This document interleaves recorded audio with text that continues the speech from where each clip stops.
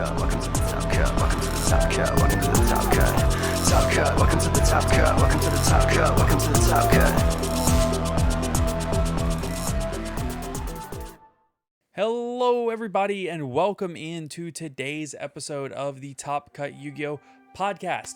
My name is Sunny. I am your host. I'm here with my co-host Caleb. Hello. And before we get too far in, of course, we want to thank the wonderful patrons that help support this podcast. So a huge thank you to Cam Yang, Top Cuts, Triple Sunny, and Caleb, Austin Johnson, Kane Martin, Marshawn Jones, Zyphris, Yeet the Feet, AD, Ash Blossom, and No Joy, Earth Machine, Best Deck, Epi, Has Anyone Actually Read Toy Vendor, HGH, Cyber, I Am McLincoln, Imagine Playing Yu-Gi-Oh! In 2022 on Earth in the Milky Way Galaxy, in the universe on Earth in 2022 playing Yu-Gi-Oh!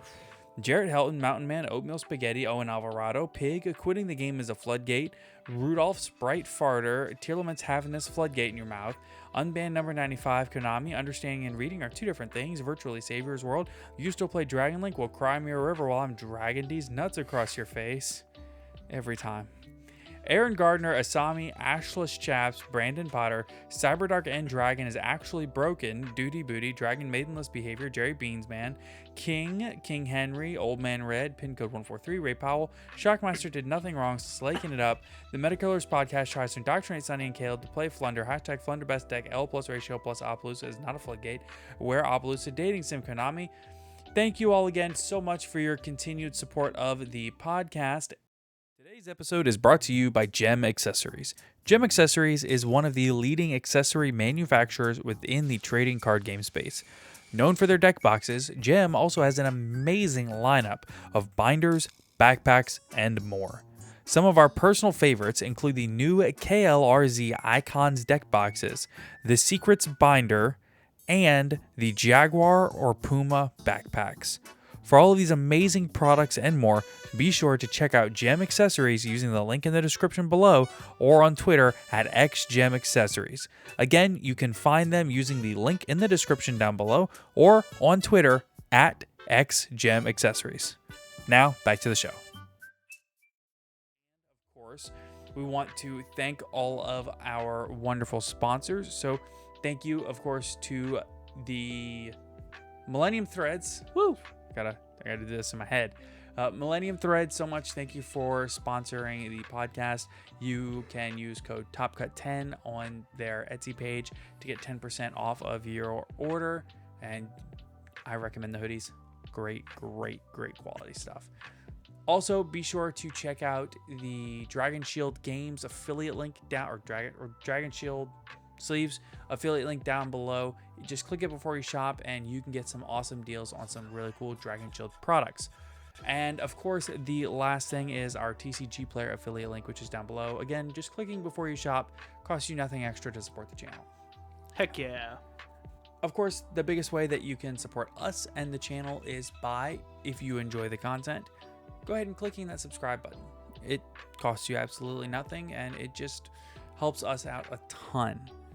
So, with all of that said, why don't we go ahead and give the people what they want, Caleb? Of course. All right, take the blanket off. No. That's what the people want. Too bad. Well, hold on, wait. I said, let's give the people what they want, and you said, of course. Because I thought it was talking about some of these new cards. Like the confirmed... I mean, also, yes. Yes, like, some confirmed rarities. We got some effects. We got some new cards to talk about. We got feet. So, what card are we starting with? Oh, you had to check yourself. You almost said, what are we starting with? And you knew what I would have said. Oh, my goodness. No, I just had to double back on my sentence because I have to do that sometimes. No, you knew what I was going to say. All right. Let's talk about the Bish deals. All right. So we got the formal TCG announcement for the Bish deals out of Darkwing Blast. They were originally called the Bisted in the OCG, right? Yeah. And the English translation will be Bishtiel. So your Bishtiel cards are Bishtiel Magnamut, Bishtiel Saronir, Bishtiel Druiswarm, the Bishtiel Lubellion, which is the secret rare from the Archetype, the Bishtiel Albalos, which is an ultra rare, Branded Regained and Branded Beast, because the Bisted archetype is part of the branded theming. And talk about some branding, huh? And we also have a Blazing Cartesia the Virtuous, which is a secret rare also. It is not the greatest card for specifically Bestials, but it is usable within the Albash strategy. It's a very good card. So, I think Bestial might be the next big meta threat to come out. I know people are talking about Kshatriya Law, but from the gameplay that I've seen, that deck sucks. Well, no. No one cares about Kshatriya Law. They only care about Kshatriya Law Fenrir. They don't care about the rest of the cards. It's only... What does Fenrir do specifically that's so much better? He's Pankratops. That can then search for another copy of himself. Oh, that's pretty good. Like, you get, like... but I don't think he pops. I think he bounces instead. Hold on, let me pull up his effect again. That's still pretty good regardless. Yeah. By the way, fastest intro I've ever done. I killed that intro. Heck yeah. All right, you do that. I am going to talk about the new Valent boss monster. Go for it. So, from the depths of the code of the game arrives Valance of the Wireframe Abyss Arctis 12. So, this is coming from Photon Hypernova, which isn't releasing until February here. This is a level 12 Earth Fairy Fusion Pendulum Effect monster with 3,000 attack and 3,000 defense and a pendulum scale of 12. Jesus. Pendulum Effect, you can only use the Pendulum Effect of this card's name once per turn. One, you can activate one of these effects. Special in this card to your main monster zone in its same column, or move one monster in your main monster zone to the adjacent horizontal monster zone. Your monster effect. 2 level 5 or higher Valence monsters is the materials. And this face down card in the extra deck must first be special summoned by tributing the above cards. You can only use each effect of this card's name once per turn. 1. Quick effect. You can switch the locations of 2 monsters in your main monster zone or 2 monsters in your opponent's main monster zone.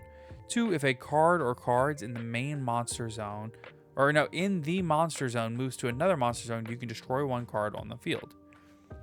Pretty good for the archetype. Okay, Kshatriya Law Fenrir. If you control no monsters, you can special summon this card from your hand. Yeah. You can only use each of the following effects once per turn. And it's super hard once per turn of blah, blah, blah. During your main phase, you can add a Kshatriya Law monster from your deck to your hand. So he just special add another copy of himself. Sure. When this card declares an attack, or if your opponent activates a monster effect, except during the damage step, target a face-up card your opponent controls and banish it face down. Their card feels bad. It is both better and also worse. It only does it when your opponent's monster declares an attack. No, when it declares an attack. Oh. Or if your opponent activates a monster effect. Oh, okay. That's much more interesting. So what you do is that you special it, activate effect to search for another copy of himself, and then you just go through your plays. Because then if your opponent's got a board of negate monsters on board that are their negates, they get a choice there of activating their negate and losing a monster, or they have to have the follow-up to protect whatever they're trying to use the negate on to not lose the body. Yeah. For example, let's say you made your normal board of... what was it? It was Baron and... For Sword Soul board, it's Baron and... Chisha. Yeah, Chisha. Thank you. I couldn't think of the word Chisha. Sure. Sorry, I was also spacing there for a second. Yeah. So I was reading the fish cards that we're about to talk about. Yeah. So, special Kshatriya Law, because I control the monsters. Sure. Activate effect to search. Sure. Let's say you go Chi Zhao negate. Cool. Chain banish Chi Zhao. Okay. And then, or banish Baron. You have to Baron negate. So you end up using both your negates to stop that. It pretty much becomes a case of you're gonna lose a finger. Right. And all for the low cost of having it in your hand and special summoning it. And then let's say you don't kill this turn and your opponent passes and comes back, then you just do it again. Right. Because it just searches for another copy of itself. Yeah. Interesting. Definitely. Definitely very interesting. All right. Next we have the new Goatee cards. So these are all coming in Darkwing Blast to the TCG. This is an expansion on the last archetype, the last set's fish cards that came out. Mm-hmm. So the following translations are from Italian to English and do not necessarily represent a final English text for the cards. This means don't be surprised if things like omen are different for the actual English versions of the card, or the PSCT is mildly different. Yeah. But it still gives us a general sense of how these cards are going to work. Yeah. Go ahead, take it the first one. Sure. First off, we have Ikeseep. I think it's Ijeep. Ijeep, Omen of the Goatee. Level 4 water fish effect monster, 1500 attack, no defense. If a fish monster becomes banished, except during the damage step, you can special summon this card from your hand. During the standby phase of the next turn after this card was banished, you can target one of your Goatee traps that is banished or in your graveyard, set it. You can only use this effect once per turn. Note that Ikeseep is an anagram of Piege. Yeah, Piege. Yeah, Piege. I assume Portuguese, and there's a related languages word for fish. Piche? But basically, it's an anagram for fish in Portuguese. Kind of like how El Multier Escuriardo is Portuguese for dark. Yeah, there's a lot more of these coming up. Yeah. So all the Goatee names are anagrams for fish in different languages. For the most part, yeah.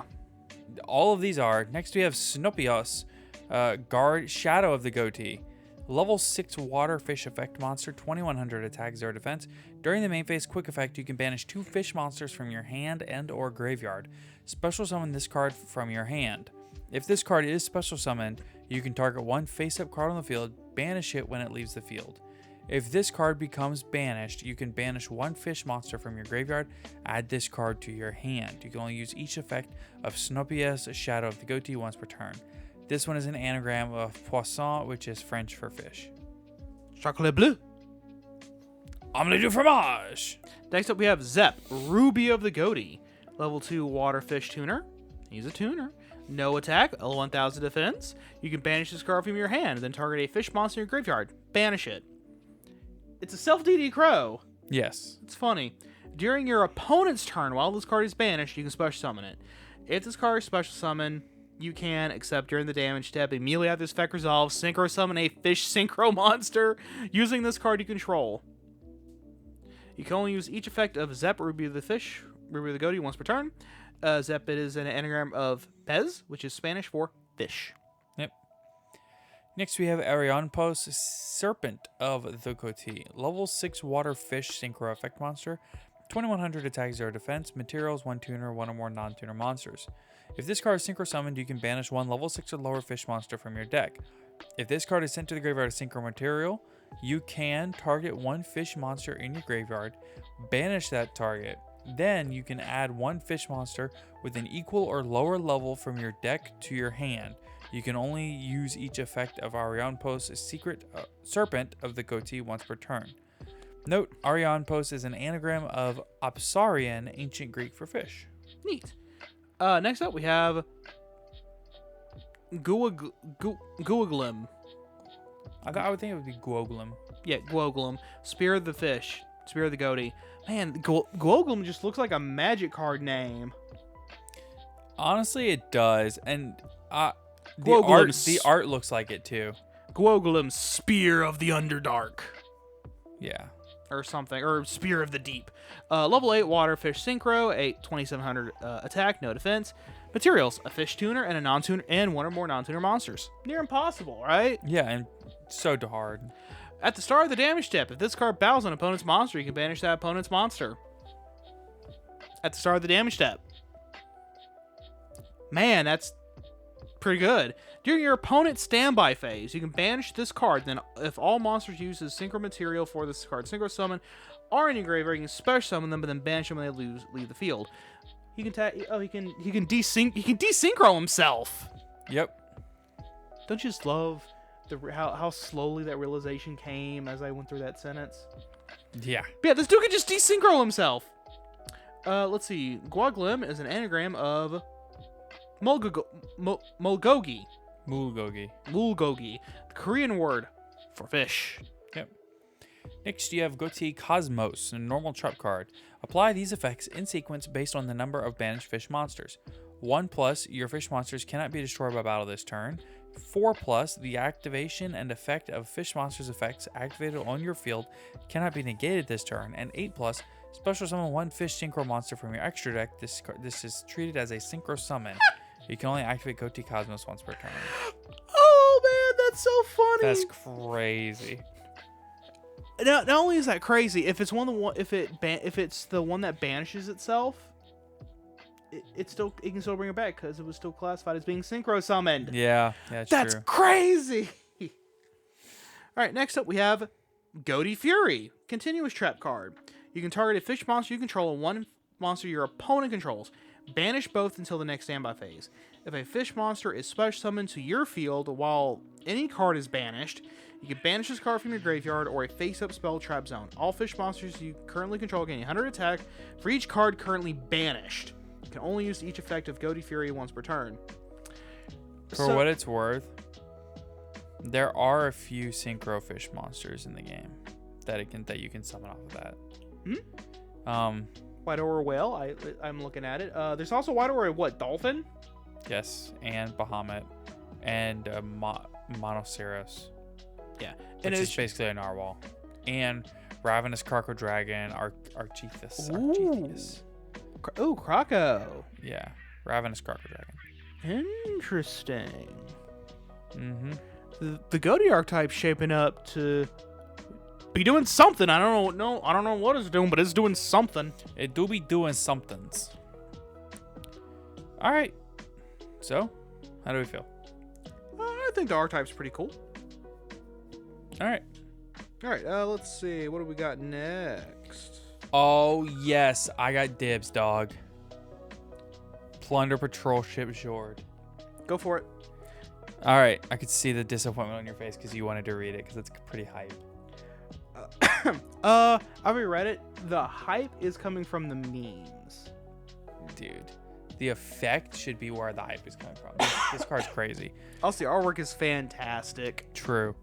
All right, so this is Plunder Patrol Ship Jord. Is it Jord or Jord? Well, or is it Jord? Based on what I'm looking at, it'd be Jord. Jord. All right, it is a Fiend Synchro Pendulum Effect, Earth, level 8, 1500 attack, 3000 defense. Pendulum Effect. That's right, it is a pendulum. So this is a Synchro Pendulum monster.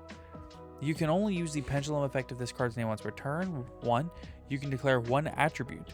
Return this card to the extra deck, and if you do, special summon one Plunder Patrol token, which is a level 4 Fiend 0/0, with that attribute that you declared to each field in defense position. That's pretty good because that's crazy. Because then it gives so that no matter what deck your opponent's playing, they have the attribute you're looking for. Yes, always. That's like the biggest weakness of plunder decks is when the opponent doesn't do anything. Or if they don't have at the time, what was it, Dark Light or Fire Monster? No, it was Earth, Wind, and... No, they did not have a Dark Light or Fire, because there was a Dark Ship, a Light Ship, and a Fire Ship.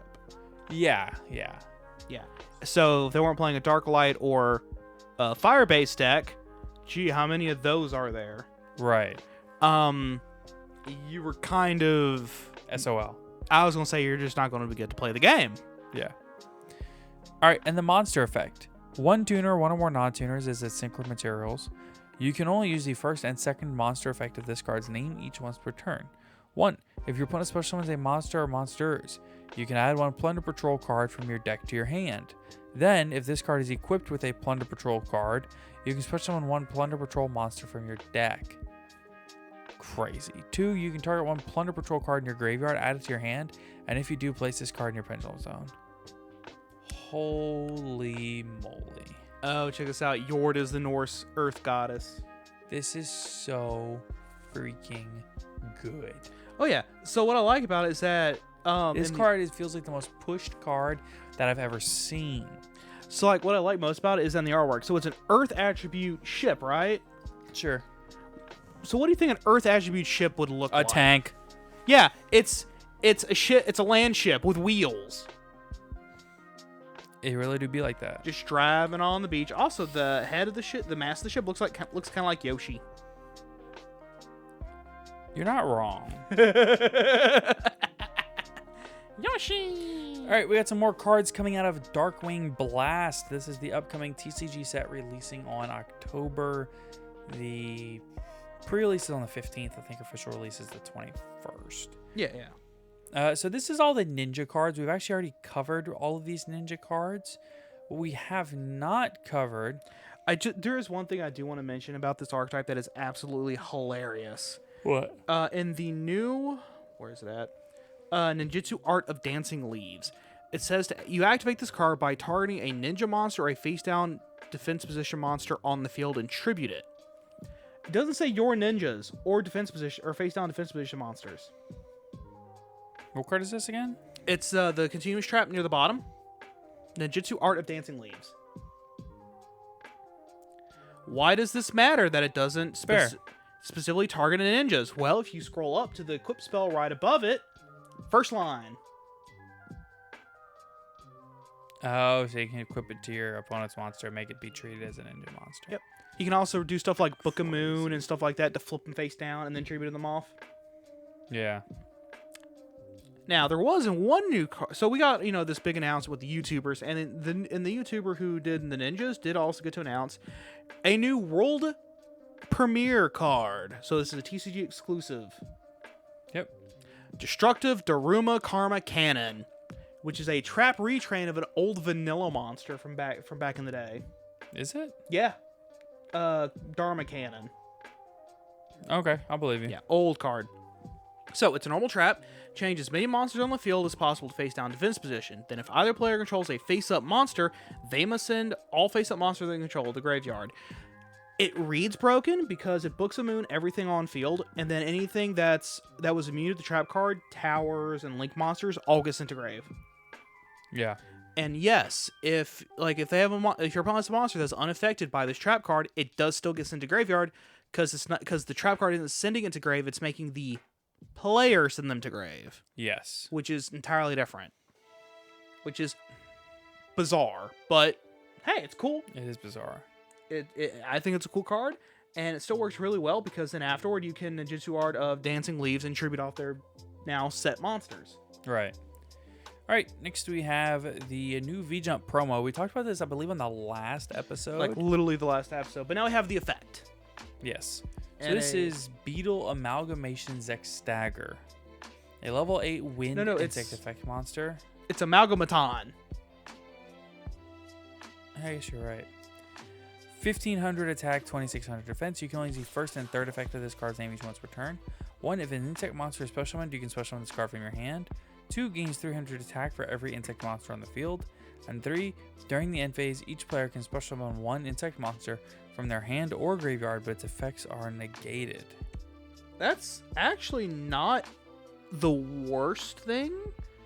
I mean, because, let's say you have this dude and Scout Buggy in your hand. Normal summon Scout Buggy, special this dude. Scout Buggy then brings out another one. Activate effect, special summon another insect. Boom, that's a link 4 because you normal summoned. But that's exactly where its usefulness begins. And, well, you could also, super late game drop this dude and he can get pretty big. Yeah. Depending upon how many bugs are on field. And he starts at 15. But just for special summoning him, he's immediately 2100. Right. The insect that I special summoned and then him. Yeah. All right. Next up, we have some new fairy cards. All right. So let's talk about Hexenringe Summoner Fairy. It's a level 3 wind insect tuner effect monster, 800 attack, 1500 defense. You can only special summon with the first effect of this card's name once per turn. 1. If there's an insect and or plant monster in the graveyard, you can special summon this card from your hand. 2. If this card you control is used as synchro material for an insect or plant monster, you can treat it as a non-tuner. Pretty solid. Okay, I just realized her name is Fairy. She is not a fairy, though. Fairy is her name. Oh, okay. Her name is the Hex Ring Summoner Fairy. Gotcha. Okay. Note, Incon, which is the characters, means a torus, or basically a donut-shaped object typically, but a secondary kanji circle has been replaced by cry or summon, the latter half of shokan, i.e. summon. It's obviously riffing on a fairy ring, so let's go with hexen ring, a German term for them. Gotcha. It also has the extended letter cutoff, so I'll go with the spelling of fairy to differ the two. Okay? That's what it says in the translator notes. All right. You want to do the last card? Yeah, sure. It's the synchro that goes along with her. Circle of Fairy. Bro, I lost my phone. What? I lost my phone. It's our camera. Oh my God, you're right. Wow. I was about to say, are you kidding me? It's our camera. I'm not even gonna joke, bro. I completely forgot. I was like sitting here because it's about the time that like my wife should be like going to bed and stuff, but she like staying up late watching the Jeffrey Dahmer show. So I was gonna like shoot her a quick little text message like, Good night. Like, yeah, good night, love you. Hope you're okay watching that Jeffrey Dahmer show in the dark in our bedroom alone, with like a little knife emoji or something. And I was like, dog, where's my phone? I have lost it. Hi, everybody. Hello, We have Hello, video. Sonny. Hello, Sonny's phone. Honestly, dude. Okay, so the new synchro is called Circle of Fairy, level 7 wind plant synchro effect. I gotta get a sip of water after that. Honestly, I'm lost. Oh my goodness. 22. We'll go get some water while I go get a sip of water while I read this. I have my cup. Yeah, I said go get a sip of water. Attack. You can't make me do anything. Attack 2200, defense 2500, materials a tuner and one or more non-tuners. You can only use the second effect of this card's name once per turn. During your main phase, you can normal summon an insect or plant monster in addition to your normal summoner set. You can only gain this effect once per turn. 2. When a monster or monsters is or are destroyed by a battle involving your insect or plant monster and sent to the graveyard, you can target one of them, inflict damage to your opponent equal to half the attack it had on the field. Then you gain life points equal to the damage inflicted. That's not great, but the first effect is really solid. Yeah, it's really not a terrible card. I mean, you're probably never going to actually utilize that secondary effect, but the double summon effect, Right. on a synchro, on a generic level 7 plant synchro monster. So anything that likes to synchro 7 that uses insects and plants can utilize this dude. Absolutely. It's just another piece of the puzzle for plant synchro strategies. Or insect synchro. Yes. If you decide to run the Syncsect even. synced sect. All right. Well, I think that'll do it for new cards and releases. So, let's take just a moment to thank our wonderful sponsor, ETB Games. ETB is, of course, your one-stop shop for all of your card game needs. They have everything that you need for all of your sealed and singles, as well as your sleeves, deck boxes, binders, playmats, and more for the card games that you love. They also have a wonderful selection of figurines and different paints and books and everything you need for your tabletop game. So be sure to check out ETB Games in Alexandria, Louisiana. They have a link down below. Now, before we get any farther, and before I forget, I want to take a moment to thank everybody that has been participating in our remote duel tournaments over in our Discord server. Woo! Now, as promised, we will be hosting an invitational only remote duel tournament in the server. And the way that people got invites for this tournament was by playing on a remote duel invitational. We did it the way that regionals used to do it, where everybody could earn an invite by placing in the top 2. Usually we only had 8 to 12 people. And if you got first or second, you would earn an invite. However, if first or second already had an invite, then they would get another invite, and the next person down that didn't have an invite would also get one.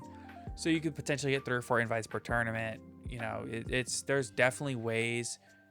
It wasn't a super it's not the most exclusive event in the world, is what I'm trying to say. But we are having the invitational on October 29th. Which is a Saturday. Yes. So be prepared. If you still want to get into the Invitational, you still have an opportunity to do so. You just have to go ahead and go into our Discord server and participate. I think there's 3 weeks. Yes, this episode will come out on a Friday. There will be 3 Thursdays for you to enter and play in our remote duel tournaments before this comes up. So Yeah. be sure to check out our remote duel tournaments. The winner of this tournament will be receiving some pretty cool stuff. May or may not be a trophy involved. So be sure to check that out. And until then, thank you so much for everybody that's been participating in the remote duel tournaments. I'll be completely honest. I don't know that we're going to keep doing them too often after. We might move it to every other week or something like that. Yeah. Because I think the more that we move into Christmas time. not just Christmas time, but also, well, the holidays, yeah, but more as people are going back to locals and things that. I think remote duels is still a good way for people to get practice, but there will always be people around in the server that you can find games with. Oh, definitely. Without there being a dedicated tournament. So we'll still do tournaments at times. It just won't be a weekly thing. Yeah. After the Invitational. So, okay. So let's go ahead and do mailbag questions. Woo! Now, I know that we're only halfway through the episode. We're moving into mailbag questions, but We decided to get a bunch of them.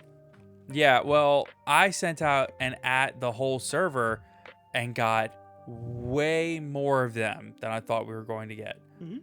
So Let's do it. We're going to speed run some of these. Favorite boss monster? Ooh, I've actually got a tie. Same. Mine used to be an easy peasy Gate Guardian, but Gear Geek and X has moved into my top spot also. Okay, mine's either Krenko Mob Boss or Wart Bogart Auntie. I have no idea what either of those even are. They're goblins from Magic the Gathering, and they're Okay, amazing. hold on. I thought we were just talking about Yu-Gi-Oh. Oh, if we're just talking about Yu-Gi-Oh, then probably I haven't ever really thought about it. It's either Great Bubble Reef, Marenta's Great Bubble Reef. Ooh, okay. Just because she's such a cool not recursion engine, like draw engine. Sure. Very balanced, both balanced and unbalanced. It's Yes. bizarre. It's either Great Bubble Reef or probably trying to remember the name of the monster. If you can't remember the name of the monster, it is not your favorite. Googly Eyes Drum Dragon. All right, never mind. That might be your. I understand. He's like the best thing ever. He's so dumb. Okay. How would you go about teaching or reintroducing someone to the game? Probably start with like something simple like Edison or Goat format. I was thinking Yugi Kaiba format. Yeah, something simple. Yes. And then start with this is basic rules with literally starter deck Yugi, starter deck Kaiba. I would give them a device that has Yu-Gi-Oh! Master Duel downloaded. And let them go through the tutorial. And then once they go through the tutorial, go through all the solo modes. Yeah. I'm not even kidding. Yeah, but I mean, if you're trying to use actual cards, very simple decks that don't use any extra deck mechanics, and then afterward introduce them to one extra deck mechanic, give them a deck to do that mechanic. Start with fusions, maybe give them heroes, so that we can kind of get just how fusion works. Do the same thing with synchros, Exceeds, links. I think the best thing to do would be to play Yugi Kaiba format.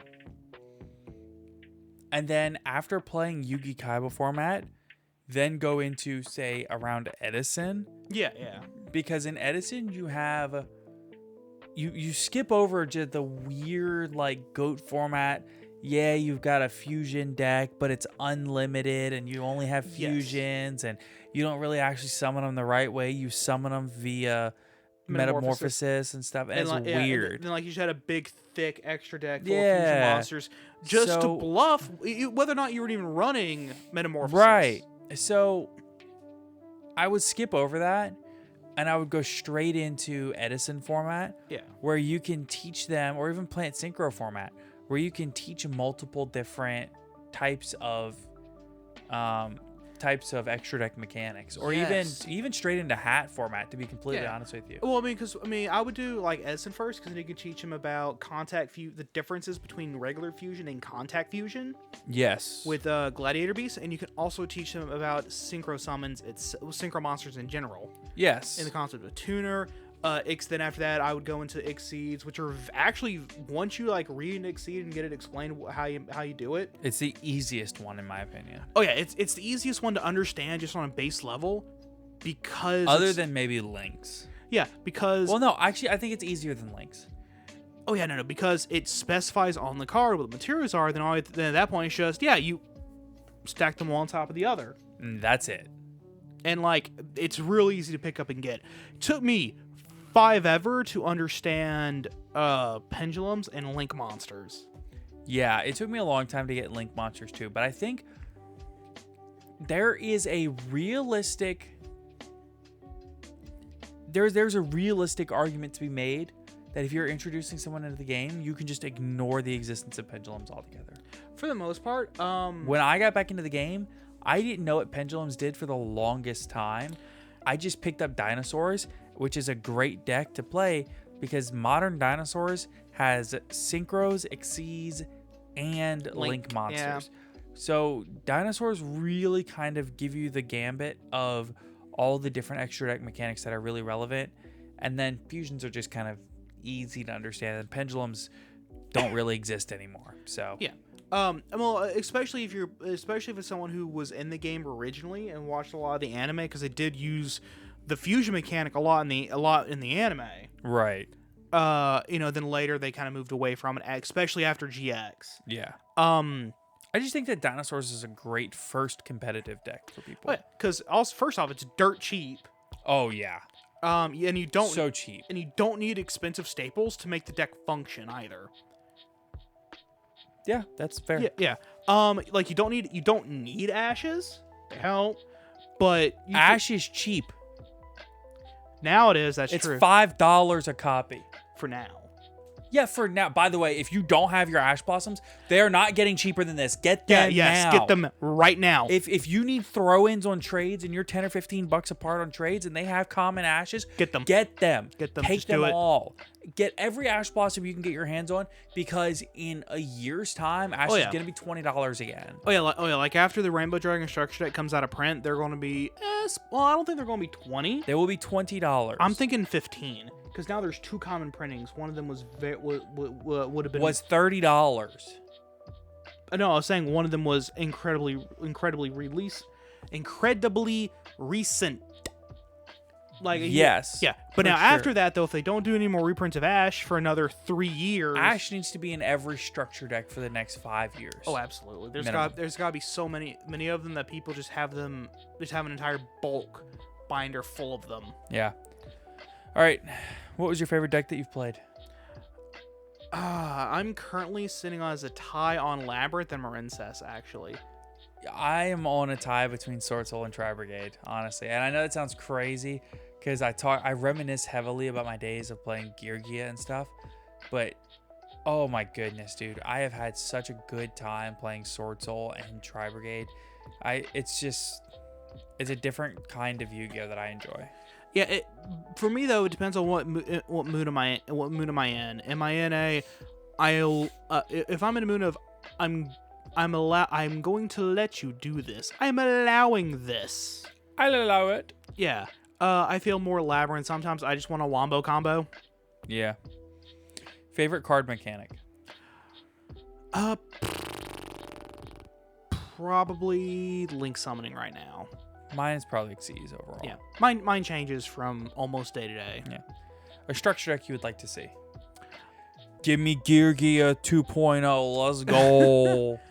Machina 3.0. Let's go. I don't know. I've never even really thought about that one. My first answer would be something like one of the older ones. Oh, I know. Dragoonity. Hey, we need another Dragoonity structure deck. We just got one. No, we didn't. Yeah, we did. No, we didn't. Yeah, they just broke it up into Ghosts from the Past 1. Yeah, then we didn't get a structure deck. They just got a structure deck. Yeah. I want that. Hey, at least we're getting the Dark World one. Yeah, that's Don't fair. complain.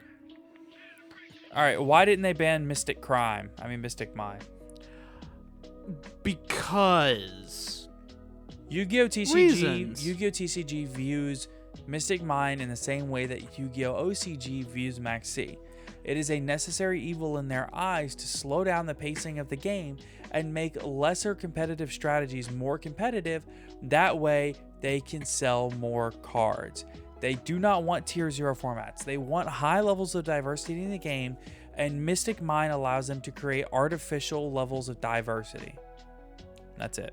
reasons. Exactly. Favorite archetype artwork? Ooh, the artwork. For me, it'd probably actually be Mr. Rune. You know what?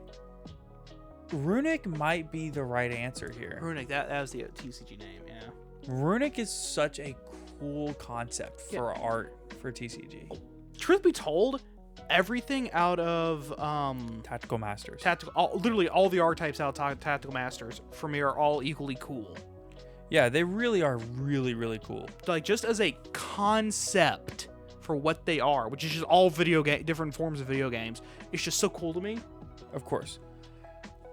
I think if I'm choosing a favorite archetype artwork, gosh, that's such a difficult thing. It feels like recency bias to just shoot Runic right up to the top. Yeah. But at the same time, man, I can't come up with another one. If I had to pick a second, technically a fourth one at this point, I would probably say the Albaz stuff. The Albaz archetype does have some very nice artworks behind it. Particularly like the tokens. Yeah, the tokens are awesome. Mm-hmm. Gorgeous tokens. Yeah. All right, thoughts on Dinomorphia? It's a really cool deck, and I love the concept of mighty morphing Dino Rangers, but needs Deck's work. bad. Yeah, the only card out there that's any good is the Theresia. Yes. Speaking of, I have a Starlight. If anybody's interested, I want high rarity X Sabers. All right. Okay, how about this? Rotate same set of staples or have multiple sets for each deck. Buddy, I'm poor. I rotate. As nice as it would be to have my set of staples for everything, I rotate. As do I. There was actually a time where I didn't rotate. That's because I had like 12 Dark Holes, 13 MSTs. I might legitimately pick up a second and third playset of Ash now that they're $5 a piece, just so that I can not rotate on some decks. Yeah, exactly. Then, if you're going to a large tournament, you can just rotate into your high rarity ones. Yeah. So, if you worked at Konami and were told to create a new archetype based on one of the less well-represented monster typings in the game, what type would you choose to support, and a bonus for what theme or gimmick would the deck have? I'm gonna give the meme answer for this. I know where this is going. Volcanic support. Which is Pyro support. Yeah. But specifically Volcanics. That's fair. In reality, It's so weird, right? Because you don't want to do Beast, Winged Beast, or Beast Warrior. Because that is Tri-Brigade territory. Not only is that Tri-Brigade territory, that's a sticky wicket. Yes. You gotta be careful when you print stuff in that, especially Beast Warrior. You don't want to do Fish, Sea Serpent, or Aqua. Because we just got them, and that's another sticky wicket. You don't want to do Thunder. Thunder is less of a sticky wicket. Sprite is Thunder. Yeah, but they're not. Search for a Thunder monster. Yeah, I guess. So a non-level 2 Thunder archetype is perfectly fine. As long as it's search for archetypal tribal stuff. Yeah. I think that maybe a rock archetype that isn't a crime. Oh, you said a rock archetype? Yeah, that isn't a crime. I would like to have a music-themed rock archetype.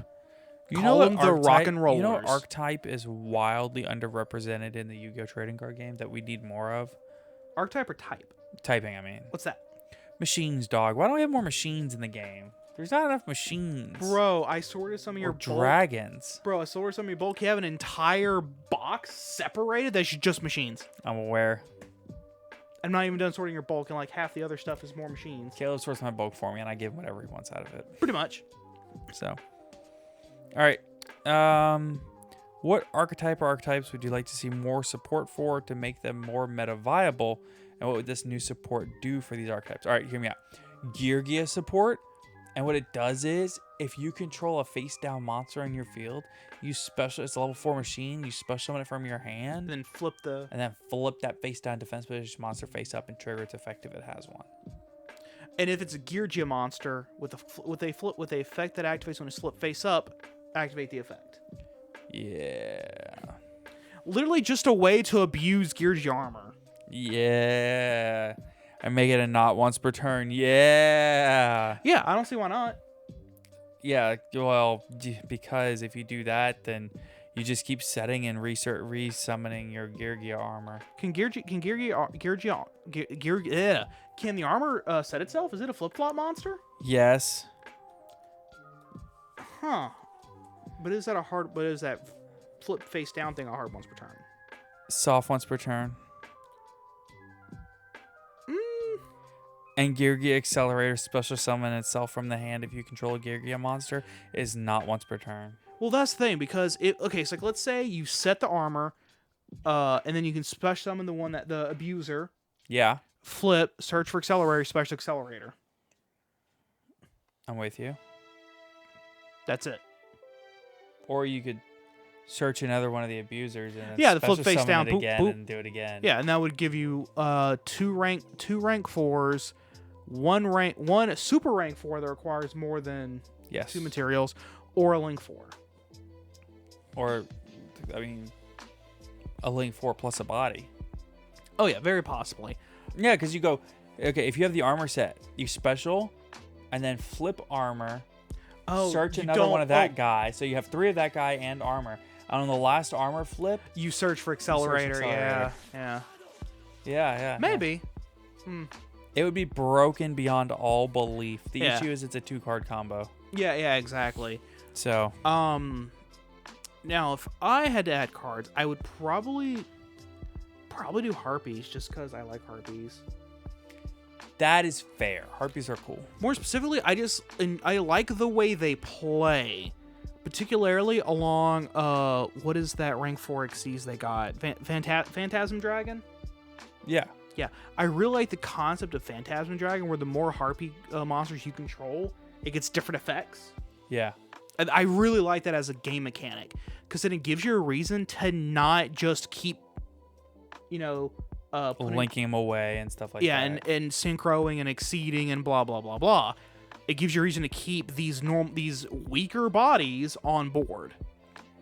All right. Any tips for going to first locals?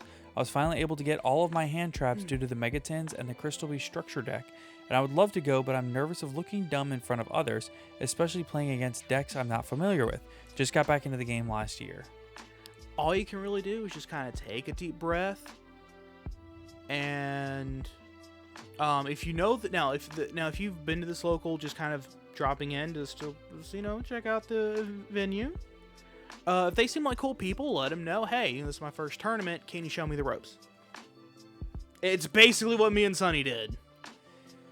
Yeah, I would even go so far as to say that if you already have your deck built, you already have all the cards you need, then as long as you are properly maintaining everything, making sure you have the proper sleeves, a decent play mat, things of that sort. Deodorant. Yeah. Smell nice. Present yourself as a presentable human being, and from there, all it is, it's nothing about the way you play the game. It's about basic human interaction skills. Well, another part of that is that you do kind of have to understand some of the... It's about social interaction. Yeah. That's the core of the game, is social interaction with your opponent. Particularly with the social shortcuts that a lot of Yu-Gi-Oh players take. Such as, instead of going through what you're technically supposed to do, which is draw phase, attempt to end draw phase, I have nothing activate response. Cool. Standby. I have nothing activate during standby. Do you have anything during standby? No. Attempt to enter main. Right. People just go standby main, Yeah. which is informing you I have nothing activated during my draw standby, and I am tempting just to go straight to main. Do you have anything to activate during any of those phases? Yeah. You know, it's also learning the shortcuts and For sure. Follow up to the teaching or reintroducing someone to the game. What deck would you use? I say again, if you're looking for modern, I would just go dinosaur. Oh yeah. Again, it's a dirt cheap deck. Uses Link, Synchro, and Xyz Like, summoning. I think the most expensive card main deck wise is literally Chimera, Scrap Chimera, who I still think is like $5 or something for the gold. like between 5 and 7 for the gold rare. Yeah. Everything else is dollars. Yeah, the only other really expensive thing is staples at that point. Yeah. Oh yeah. So, Well, I think Logias and Dolkas are no, they got gold. Logia got a gold rare. Dolka did not. Or is it the other way around? I don't fully remember. There's also an extract mod. Oh, access codes are kind of expensive. yeah, but it's getting a reprint. Oh Yeah. yeah, they announced the reprint for our access code talker. If you missed that, Yeah. in the new Battles of Legend Crystal, Yeah, it's a Crystal Beast themed Battles of Legend what's set. Crystal Revenge or something like that. Yeah. That's literally all we know. Is the name of it? And there was a leak that has or there was a Rumor. rumor. Hearsay. We didn't say the L word. That wasn't said. There was hearsay that Access code was going to be in it. yeah. In a Spanish publication. Yeah. So right now the only expensive card in there is like access code and Appaloosa. Yeah. And Borreload Savage Dragon is like $30-something. Yeah. That card, roller coaster of a pricing on that card. Yeah, that card's insane. Just up to $30, down to $5, up to $40, down to $8, up to $35. and it's held at between 30 and 40 for like a year now. Yeah, it just Card's wild. it's crazy. Theoretically though, you don't need the Borreload Savage, but it helps. it's kind of like having cake without icing.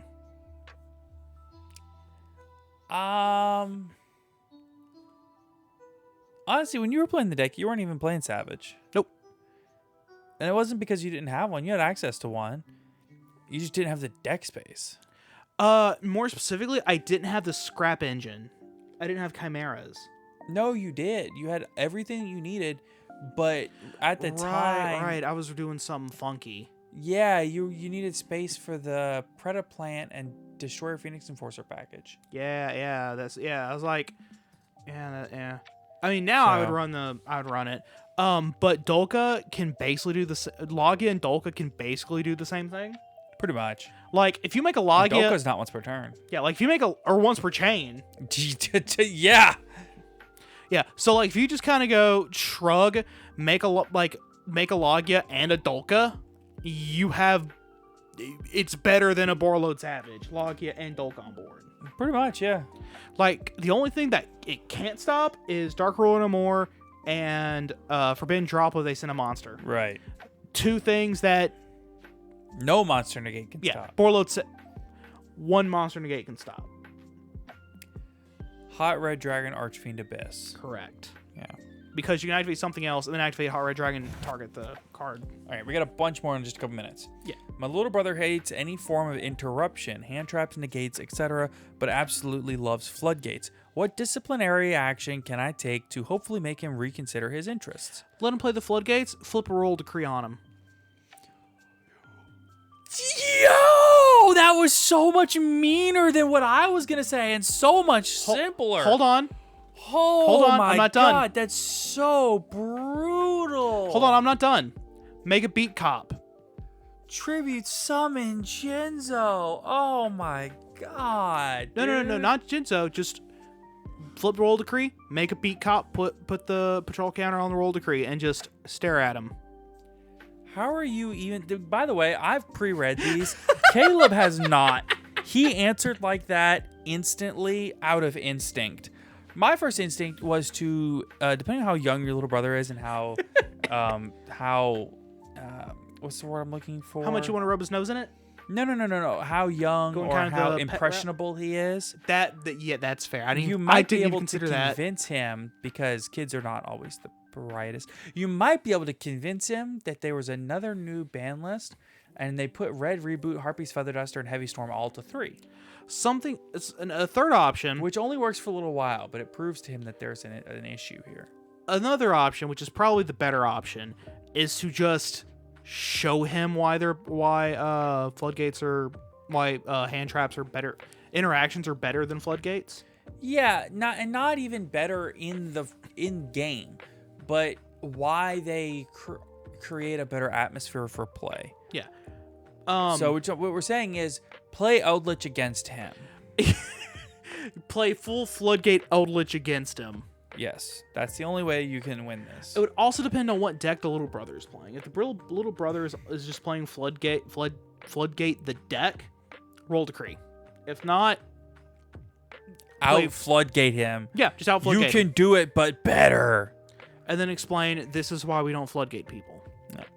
Thoughts on time? Ooh, just build that dude's Mystic Mind burn deck from YCS Rio. Do that. Oh boy, we took the nuclear option that could very easily just make this kid not want to play Yu-Gi-Oh anymore. Do it. Don't. Thoughts on time rules and cards? The time rules suck, and the cards being used to abuse the new time rules is just a normal. It's a logical evolution. next step. Yeah, it's a logical evolution. Yeah. The time rules suck. I still think it's hilarious that Gaga Cowboy is all of a sudden a valid rank 4 Yeah. again, which is hilarious. Which lore is better, World Legacy or Albaz? Give me World Legacy. Yeah, I kind of prefer the Albaz because of the will they won't they Yeah. ship between Ecclesia and Albaz. Yeah. Best way to ease a friend into Yu-Gi-Oh for the first time? I'm telling you, Yugi Kaiba starter decks. Mm-hmm. And then slowly, don't do what I've seen some people do, which is just pick up their friend and throw them in the deep end, and they're like, I can't swim. Better learn quick. True. In your honest opinion, who's the goofiest silly guy? Probably Googly Eyes Drum Dragon. I was thinking myself, but yeah, that works too. Best pack you've ever opened. That pack that had that Starlight Dragoon in it. That was awesome. Yeah, I have nothing to beat that. Yeah. All right. If you could create an archetype card, Labyrinth for Caleb and Sword Soul for Sunny to help your decks with whatever it may be lacking, what type of card would it be and what would the effect be? I would do a trap card. Okay, a normal trap. Okay. You can, if you control Labyrinth monster, you can activate this card from your hand. Sure. Search for a normal trap. Sure. You cannot activate it that turn. Fair. That's it.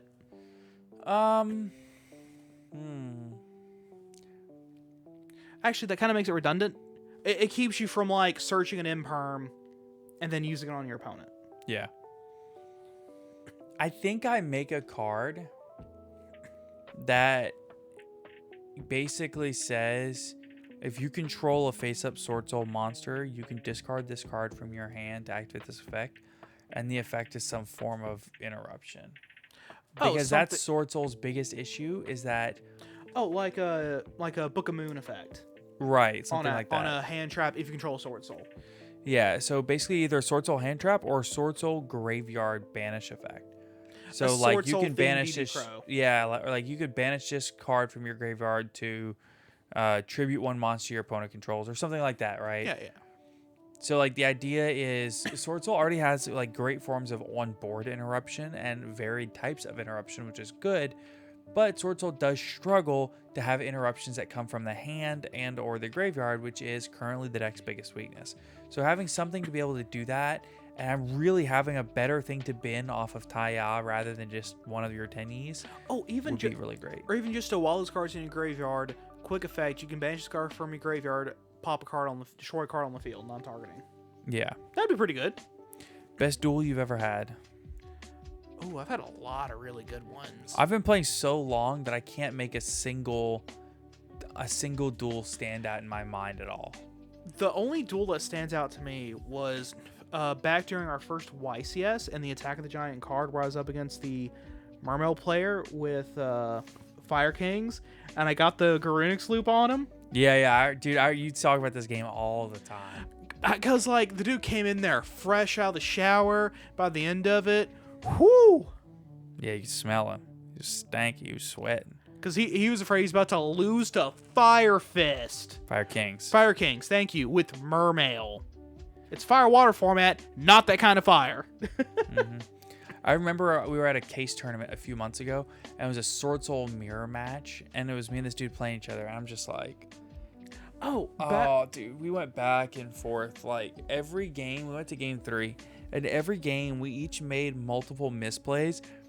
And, like, normally, like, it would make for a really bad game, but the multiple misplays by each of us both swung the game in the other's favor so heavy that it was just, like, the craziest back and forth. Who was that guy back when I was playing PK? We were in that 3v3. Yeah, so his name is Trevor Comer. He has topped a couple of YCSs, including top 4 at, I want to say, the 200th YCS. Yeah. We had a 35-minute game. Nope, it was you do 50-minute rounds in 3v3s.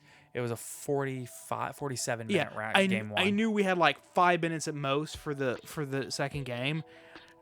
And the only real reason why I lost is because I choked and just. Well, we didn't.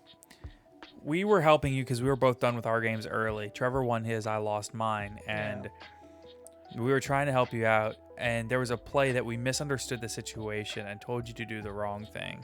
Yeah. So, but no, I still choked because I didn't identify that's not correct because of this. Yeah. I should have known the board state. Yeah, it was crazy. Yeah, but that was still the wildest thing ever. Yeah, that game was so much fun. I didn't even feel mad at myself afterward. Yeah. And that was just such a fun game. Yeah. Are you guys going to YCS Pasadena? No. No, sadly we are poor. Also, YCS Pasadena is in November, and November and December it is almost impossible for me to get time off work because I'm a UPS driver. Yep. Favorite legacy format? It's become Edison. Yeah, Edison. What is one card you controversially think can come back?